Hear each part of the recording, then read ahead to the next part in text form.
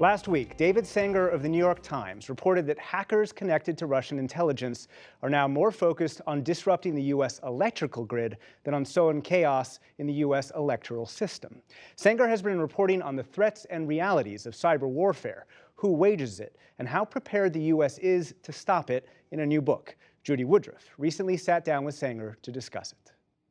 David Sanger, welcome. The book is The Perfect Weapon: War, Sabotage, and Fear in the Cyber Age.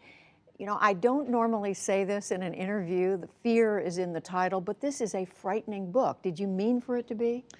I meant it more to be an explanatory book, but it's an explanatory book about a frightening time. And the frightening part of this is that cyber weapons have moved almost without us recognizing it to be the primary way, Judy, that countries are beginning to undercut each other, do short of war operations against each other. Operations that they don't think will start a military response. You know, we spent years worrying about the giant cyber Pearl Harbor that was going to cut off all the lights from, Boston to Washington or San Francisco to LA. And in fact, that kind of blinded us to the much more subtle uses of cyber in which all of us are the collateral damage to this war among states that's going on far above our heads.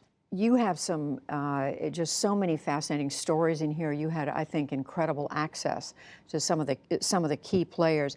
One of the points you make, David Sanger, is that the U.S. has not only stressed secrecy above all, but it's been much more comfortable talking about what other countries are doing to the U.S.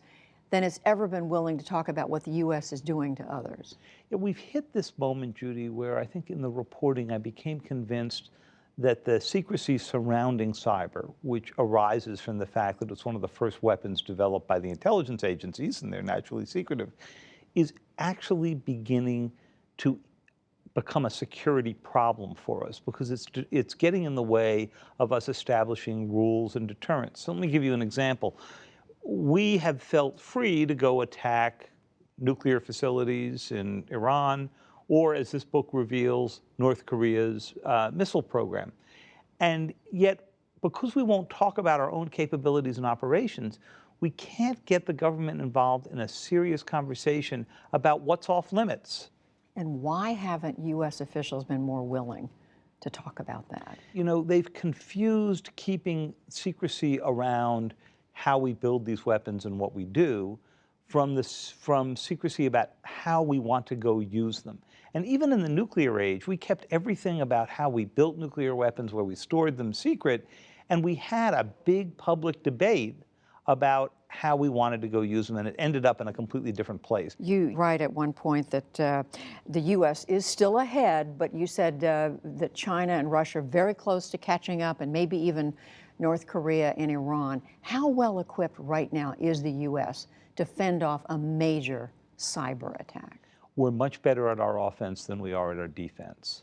And that's partly because most of the targets in the United States are in private hands, utilities, financial firms, but also because even while our cyber defenses have improved, and they've improved dramatically in the past 5 years, the number of targets has expanded so dramatically that we can't keep up. So you now have an internet-connected refrigerator, or the cameras outside your house, if you've got them, are internet-connected, your autonomous car. There are so many new ways in that no matter how much better we get at defense, it seems like there are more targets.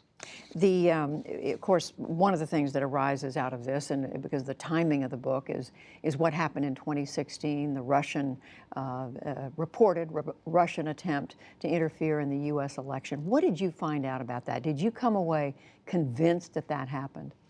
I not only came away convinced that it happened, but I came away convinced that we missed huge numbers of signals running up to it. There are 4 chapters in the book on Russia, but the first one starts in Ukraine, and it's called Putin's Petri dish, because basically every single thing the Russians did to us, they tried out in Ukraine first. And we didn't have the imagination to think that they would take that and try it here.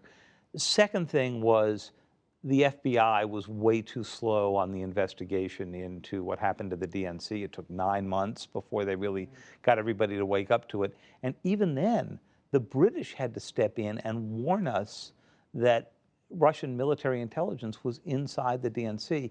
And then the White House got involved in a lengthy internal debate about whether to call out President Putin.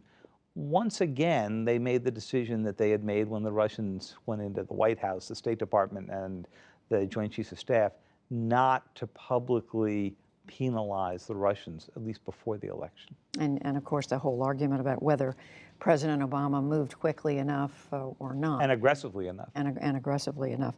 Last thing, David Sanger, you ask an important question at the end about how the U.S. is really almost seen as a hypocrite because we argue against other countries interfering in what we do, and yet it's something that the U.S. is guilty of doing. And then you go on to say it's up to us, up to the United States, to come up with ways to control this monster that we've created, that the U.S. has created. Do you think that's going to happen? If so, it's going to happen very gradually, and it's going to require a change of view in the United States and a change of view among our adversaries. One of the ideas that's kicked around, you hear the president of Microsoft, Brad Smith, talk about it. You hear executives at Siemens and other places talk about it, is having some kind of a digital Geneva Convention, some rules about what you wouldn't do to civilians. Now, would they get violated all the time? Sure, but then again, the Syrians violate the Geneva Conventions every time they gas civilians. But at least we would begin to have some norms of behavior. And the few efforts so far to start that at the UN have really died off. Which is a bleak prospect for the future. It is. You don't want to wait until you have such a big paralyzing set of events or a series of smaller but incredibly damaging cyber attacks for us to think about those in retrospect. David Sanger, I started out saying the book is frightening. It is, but it's also fascinating and so important to read at this particular time. It's The Perfect Weapon, War, Sabotage, and Fear in the Cyber Age. Thank you. Thank you, Judy.